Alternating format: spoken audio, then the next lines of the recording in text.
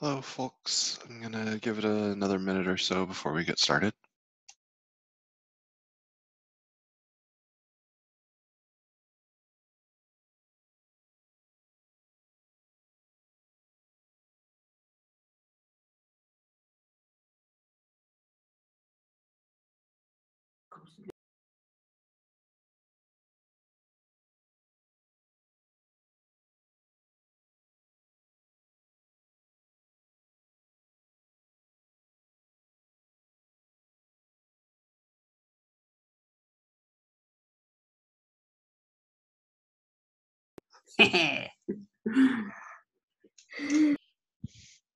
You're still kind of vacationing then, or? No, I'm working remote for this time. Okay. So, literally, my workday starts right now, ish.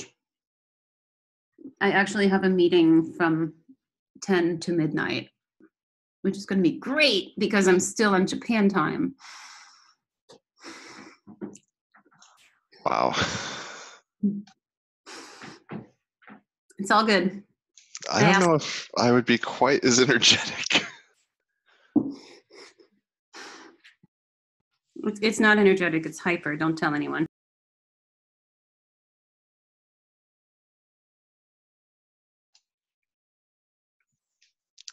All right, we are 2 minutes past, so I'm going to go ahead and get started. As always, this is a public meeting. It's being recorded. It will be on the internet, so behave accordingly. I feel like an adult having to say that, but it's an important reminder. Kind of the standing agendas, features, test failures, bugs, we'll kind of go through that briefly. I think on features, there's not too much to say. Yesterday, I'd asked Stephen to give us a bit of an update. He's gone out to the SIGs or feature owners for a bit of follow-up. Folks who'd said they would enter data on tickets but hadn't yet. He's kind of starting another scrub of requests for information there. I've been doing a bunch of reading.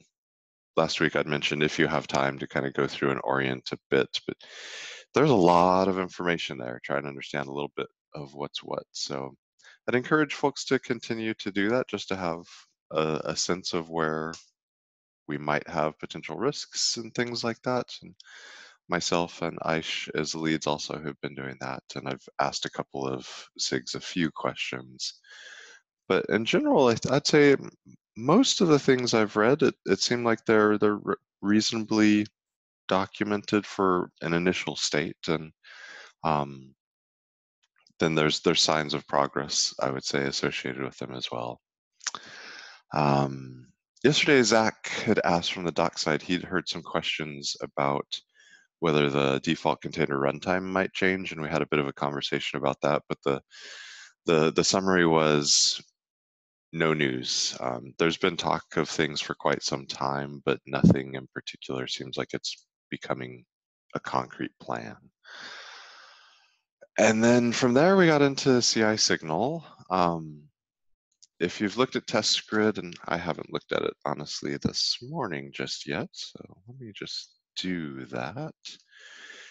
Looking at test grid late last week and then getting into this morning, I felt it was a little bit worrying. I was seeing more things that were red, but then looking a little bit closer, it was sort of one block of issues around storage things and release master blocking. And those were actually specifically in a scale test. So it's a test that only runs every few days.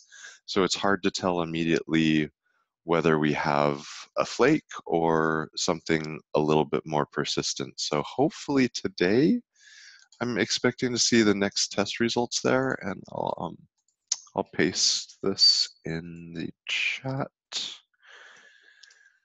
So release master blocking, the GCE scale correctness, there was a set of failures on the 11th. So that's been 3 days now, and this test runs every sort of 2 to 3 days.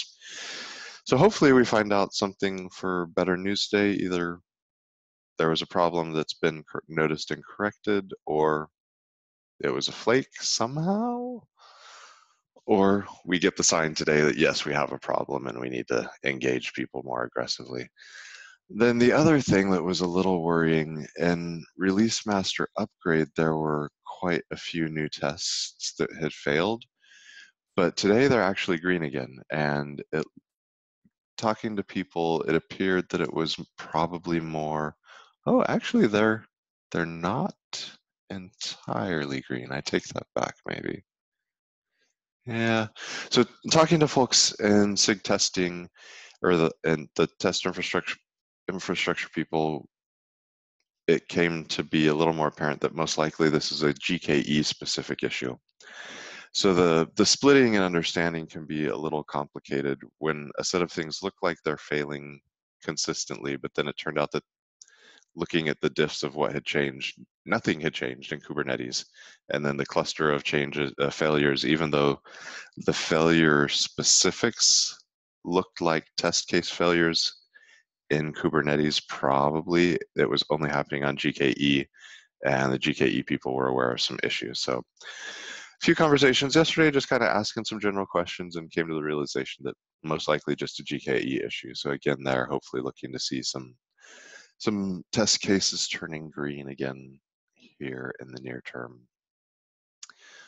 For the other things, there are a number of issues that have been open for a couple of weeks.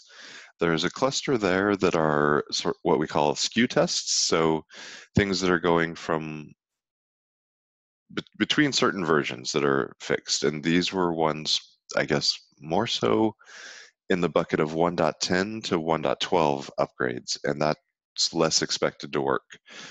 Ideally, those work as well, hopefully, I think, has been maybe something historically, but the supported upgrade path is from adjacent releases, so 1.10 to 11 or 1.11 to 12. And then that kind of brought us to, not skipping over bugs, but then we also from there got into some conversations about today is the day where we will release the beta and where we will make the 1.12 branch, so the first fork off for the release branch. And we will see how that goes. Doug, not on the call right now, but yesterday said he'd be stepping through that today, and Caleb Miles is also around to answer questions. And then Cole from Test Infrastructure said he would be working to start setting up the CI infrastructure testing for the 112 branch. And then I guess the 1.8, I was thinking we'd already turned off the 1.8 tests, but the 1.8 tests, we'll make sure that those are turned off as well. So today and this week will be a bit of a transition there on what we have testing. And then that associated with that, with the 112 branch specifically, the tests that were sort of meant to go across one version that are based on 110 going to master, with the assumption of master having been 111. Once 112 comes into place, things are all sort of step forward. So hopefully that's part of what will make some of the tests go green. What else to mention from the conversation in there yesterday? I guess that brings us to bugs. Is there anything you want to mention, Gwen?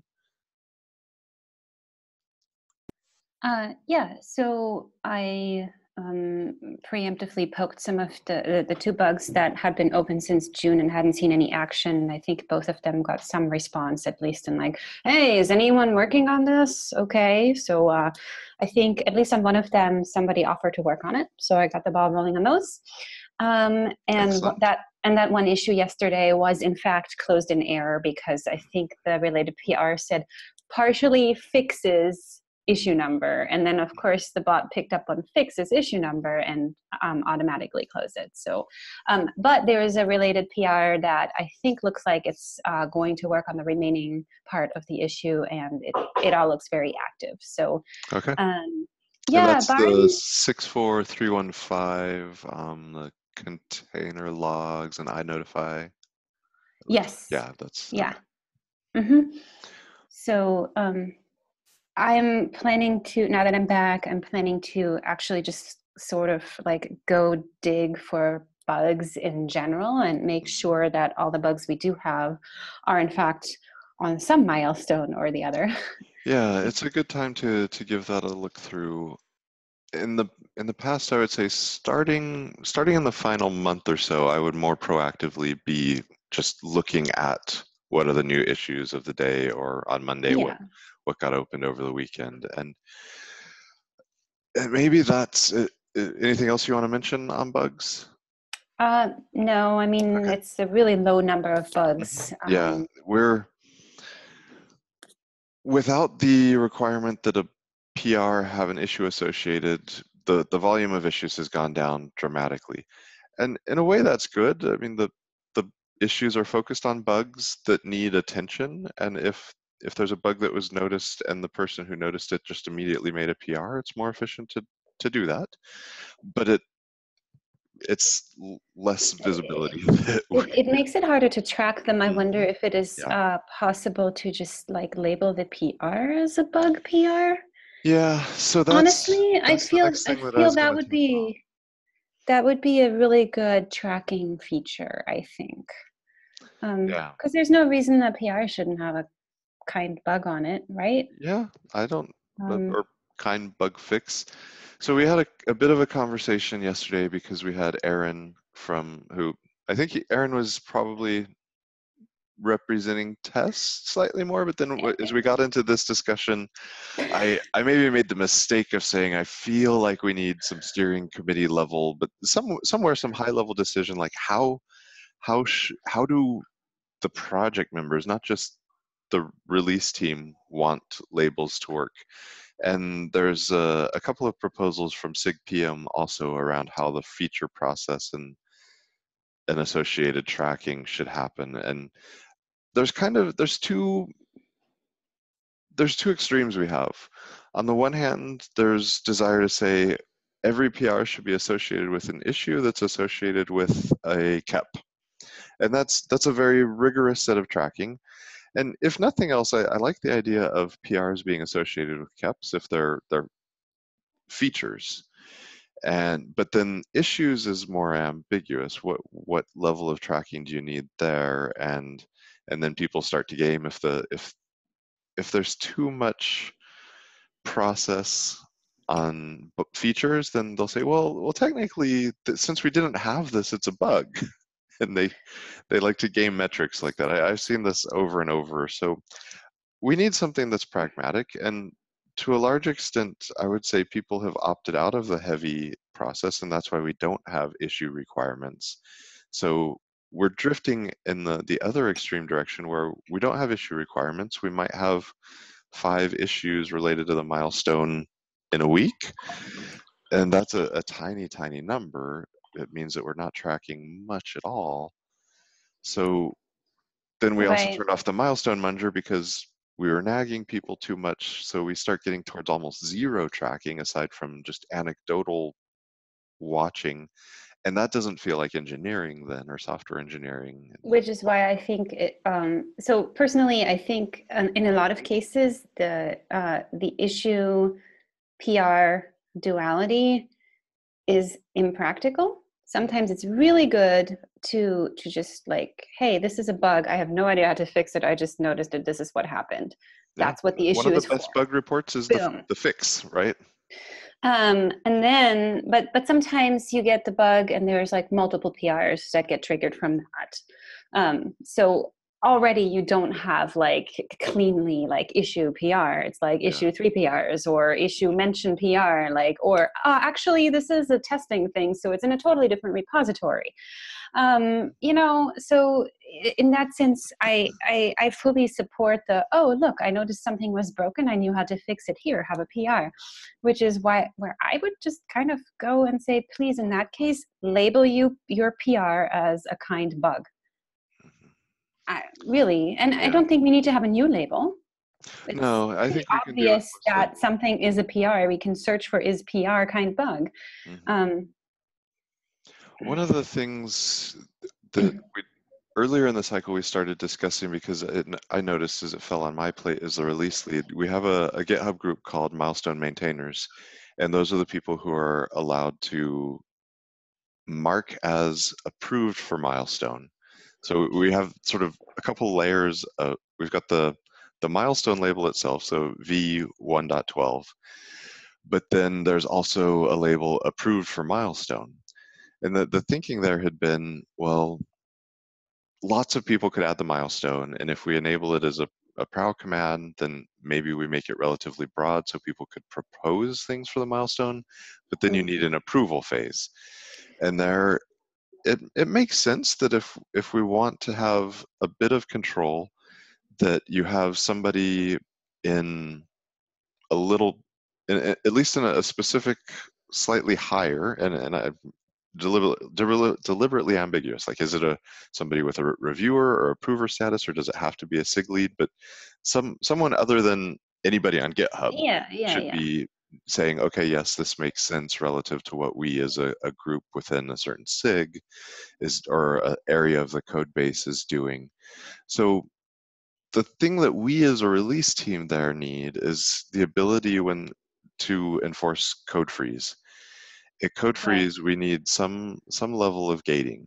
Now, it could be that we punt all the labels and all approvals, but then we have a merge master at that point. Some human has to say, okay, only this stuff merges. And that becomes a bottleneck as well and a friction point. And I don't see that being a happy outcome. So So I is told, go ahead. our so having mainly looked at issues, pull requests also need to be approved for milestone, right? Or do they? Yes, during freeze, I believe. So that was my Ah, okay. that's what I wanted to double check today, but then I'm not sure how much, I'm not sure where that gating mechanism is. So I wanted to go poke around and test infrastructure to double check which code is enforcing that and which specific criteria there are. Because so part of the conversation yesterday was that I had opened a couple of issues a few weeks ago to move our documentation of these criteria, make them a little more visible Right. and readable as well, because they're somewhat confusing. But then that I turned into a remember reviewing that. discussion. Yeah, so it turned into a discussion of, well, actually, no, let's not do that. Let's turn off the milestone munger, because most of the documentation was explaining to people what the milestone munger did in the face of nobody wanting the milestone munger. Right. So, but we still need the criteria to define what we're going to do. And this is where Aaron, I think, was pushing with his steering committee hat. Like, you, the release lead, and us, the release team, need to decide what you're going to do so that So we can communicate it ahead of code freeze. right. So my question is, who can set the milestone? Can anyone set the milestone? Maybe that Right should be now, gated. yeah, so I believe, and I needed to double check, that only people in the milestone maintainers GitHub group can.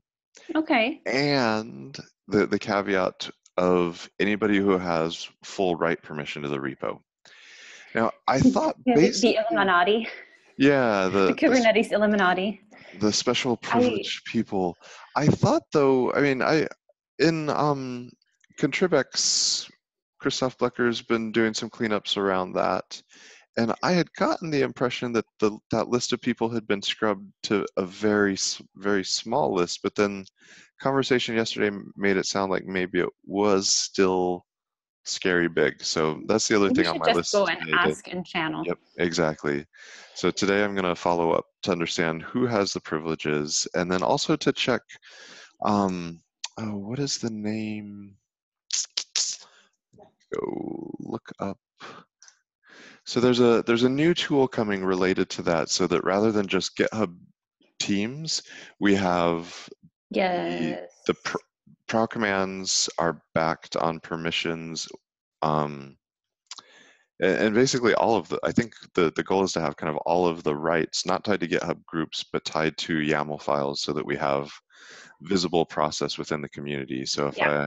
if I want to grant Hannes a certain permission, I make a PR against a YAML file, it goes through the normal process. Maria needs some other permission, the same thing. So this new tool is called there. It's got something for a nautical name, I think. Oh no, oh, yeah, Greek. Peribolos. And I'll drop a link in there just for if anybody's curious. So that's coming, but I don't know. I need to chat with the test folks to understand what its trajectory is, because my impression is it's coming soon.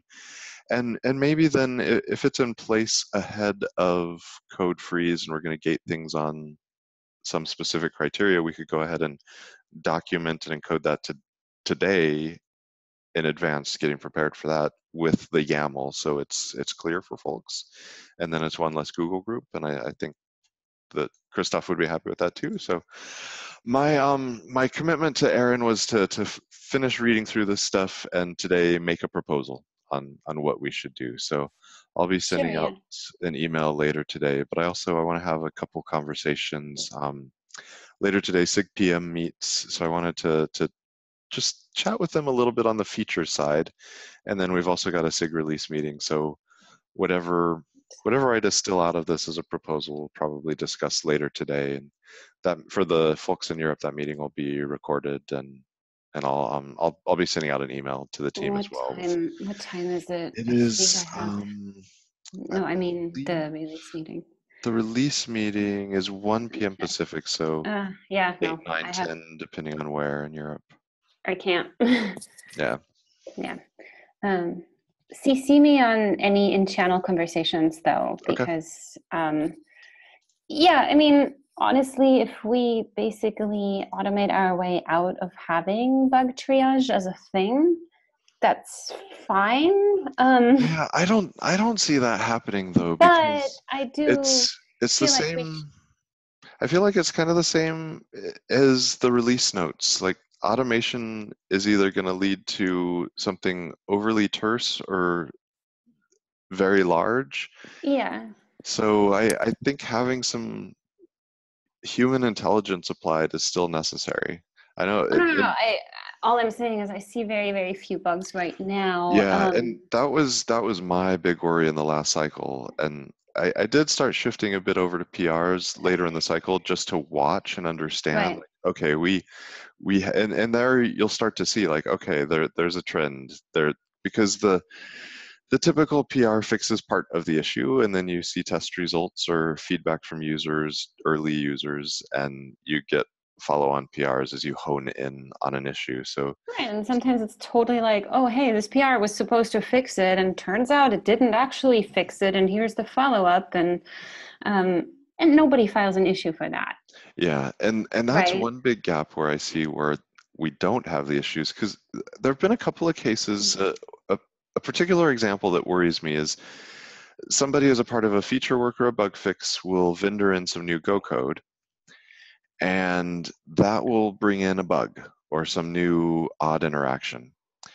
And the person who notices that buggy behavior, the strange interaction, they will try to fix something in response to it, and then just maybe the PR review there, somebody will say, "Oh wait, no, I think maybe it's related to this new vendor code," or they might also make a change to a test case, and then the vendor code gets reverted because they noticed, oh, this is where the problem was introduced.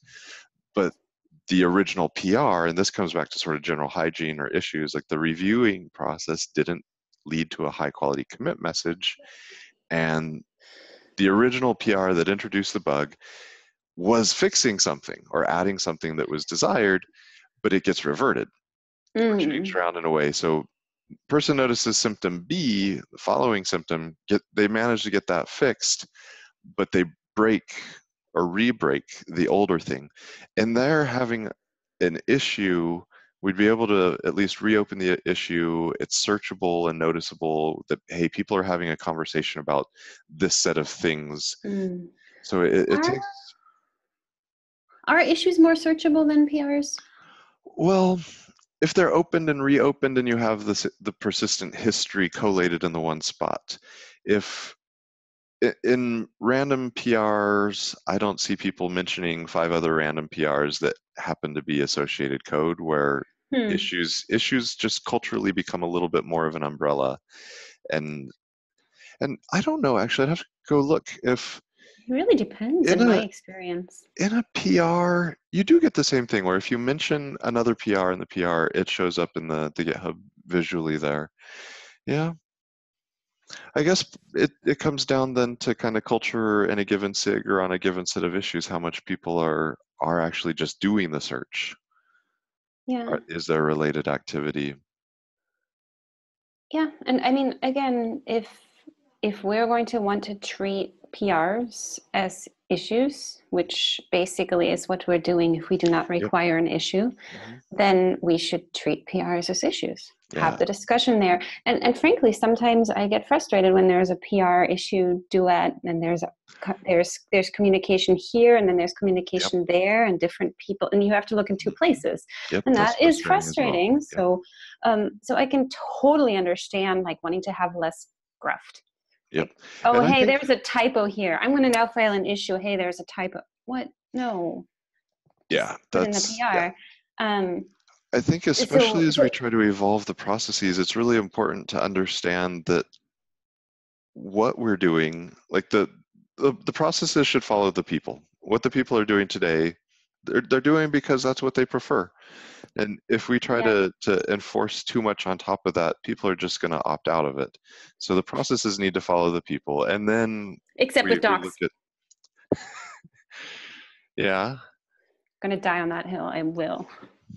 yeah, I think that you also need to instill the right culture in the people so that that everything's not a release note none.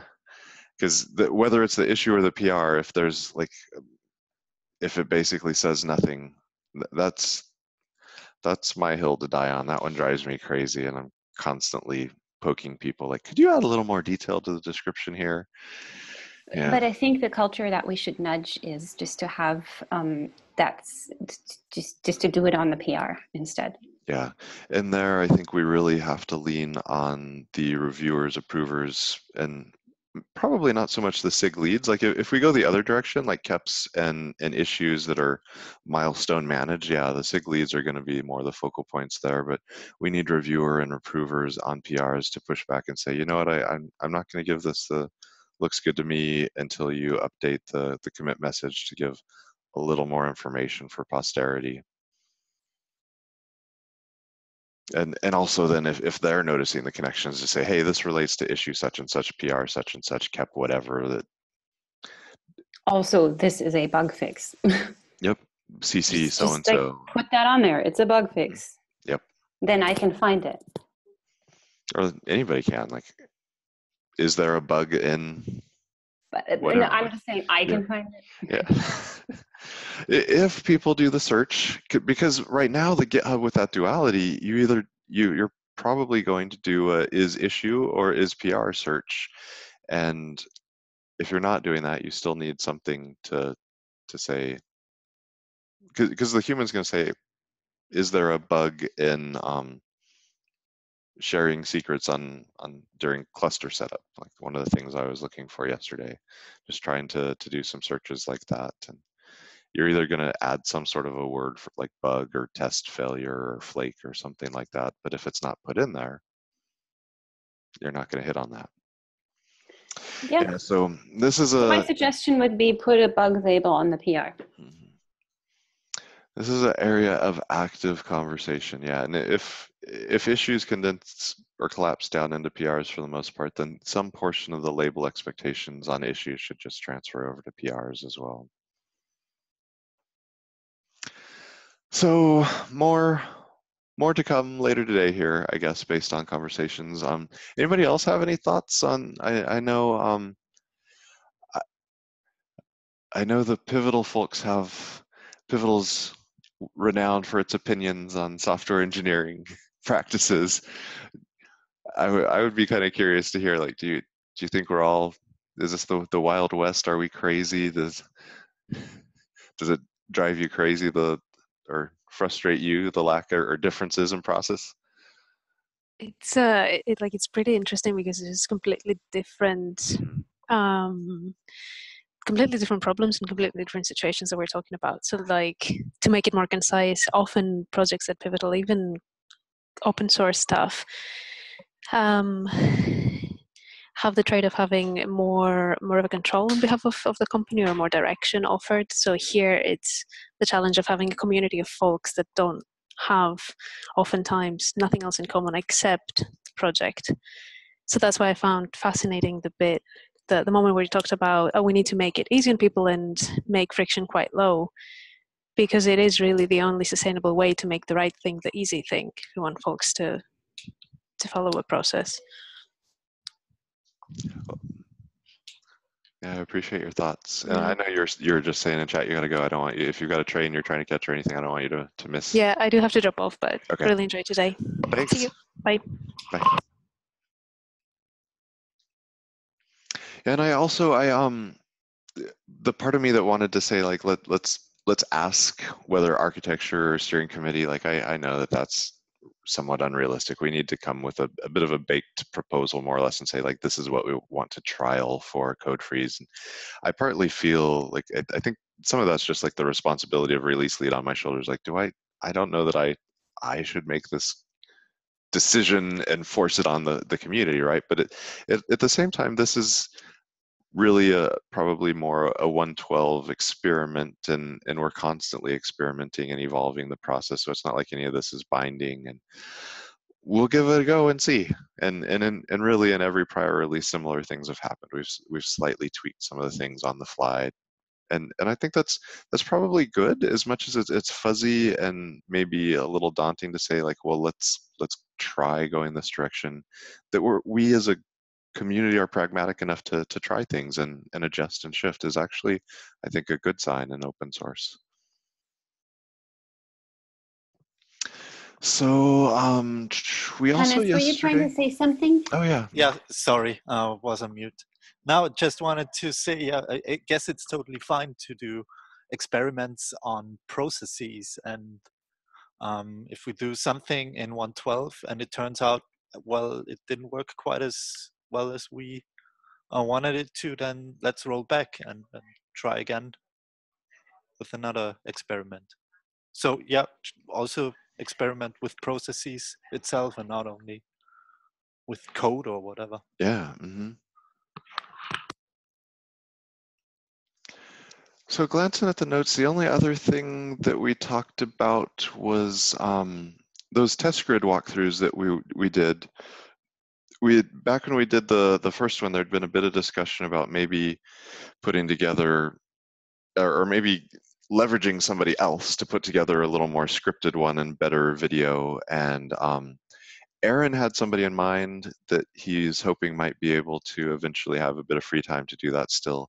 And then Gwen, I think, I feel like you were maybe out when we had that one originally, the July That's 30th possible. conversation. Yes, But yes. yeah, Gwen always has her contributor experience hat on also, and very, very astutely was like, oh, if we get that made, can it be made in time for KubeCon? And we'll use it for the contributor experience discussion there. And I think that's a great idea.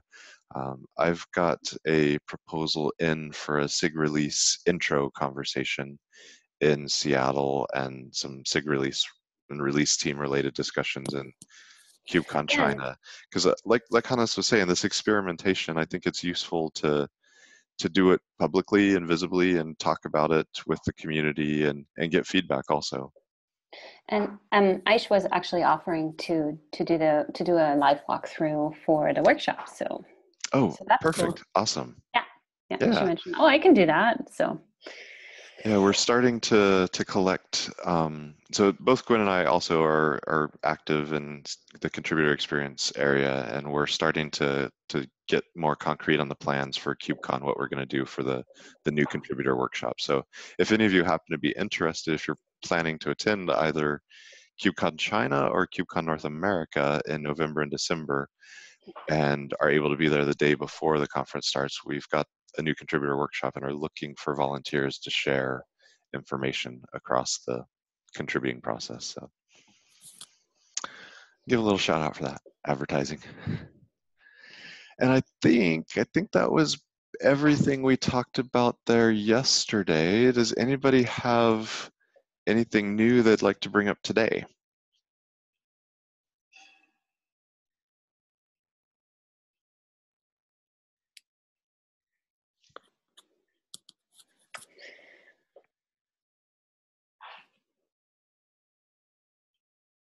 You are now muted.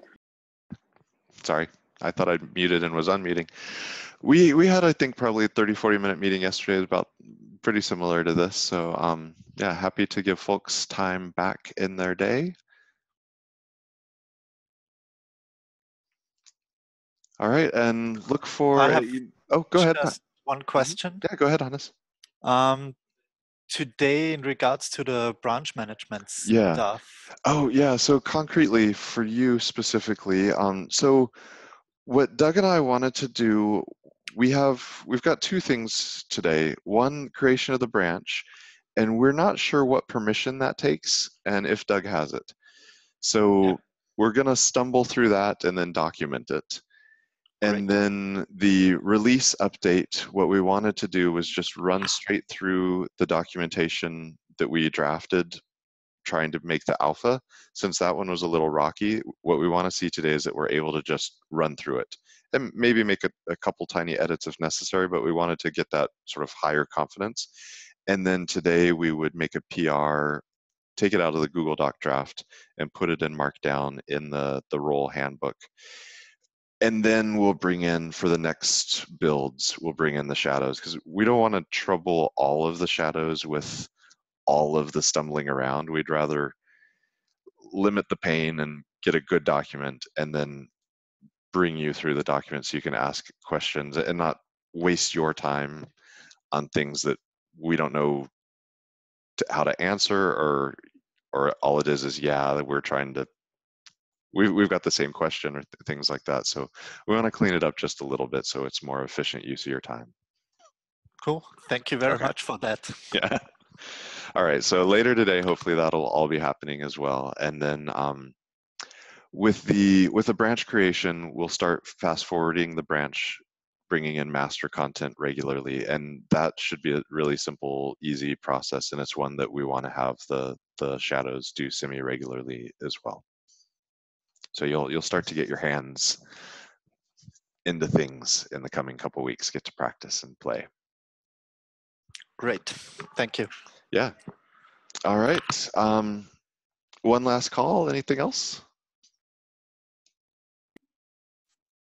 All right.